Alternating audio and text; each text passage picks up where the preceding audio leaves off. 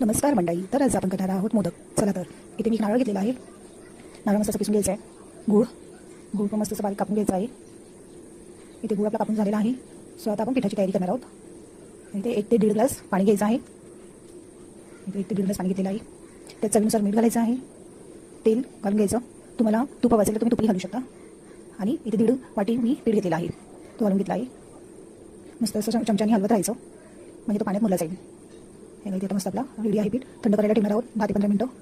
So तुम्ही वेलची घेतली आहे. वेलचीची मस्त पावडर करून घेणार आहोत. मस्त अशी बारीक पावडर करून घ्यायची आहे. हे इथे आपण पावडर केलेली आहे. इथे 6-7 बदाम घेतले आहेत, बारीक कापून घ्यायचे. कडे तेल घेतलेलं आहे. तेलामध्ये आता बदाम घालून घेणार आहोत. थोडेसे परतवायचे आहेत. आता यात खोबरं घालायचं आहे.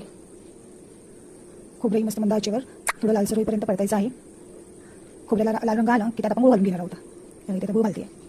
गूळ घालून मस्त असं परतायचं, एकजीव होईल असं, म्हणजे आपलं सारण मस्त होतो. वरून आता मी इथे वेलची पावडर केली ती टाकून घेते. वेलची पावडरने सुगंध छान येतो. इथे मस्त आपला सारण रेडी आहे. आता इथे आपण वाफवून घेतलेला पीठ मळून घ्यायचं आहे. याला तुम्ही पीठ घेतलं, त्यात 1 चमचा तेल घालायचा. तेल किंवा तुपही घालू शकता. आणि मस्त असं मळून घ्यायचं आहे. इथे मस्त मळा आहे. सो आता आपण याचा मोदक तयार करणार आहोत. त्यासाठी हाताला मी तेल लावून घेतलेलं आहे. आणि ते बघा आता अशा पाऱ्या करायच्या आहेत आपल्याला.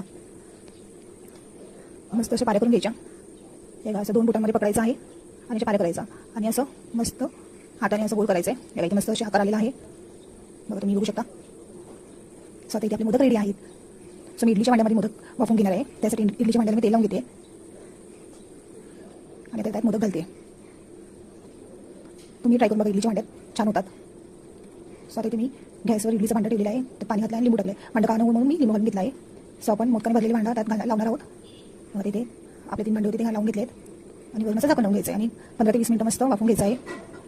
हे बघा इथे मस्त वाफवून घेतलेले मोदक आपले रेडी आहेत. सो तुम्हाला माझा चॅनल आवडला असेल, लाईक करा, सबस्क्राईब करा, बेल आयकॉनवर क्लिक करा आणि शेअर करायलाही विसरू नका. चला तर या मस्त मस्त मोदक खायला.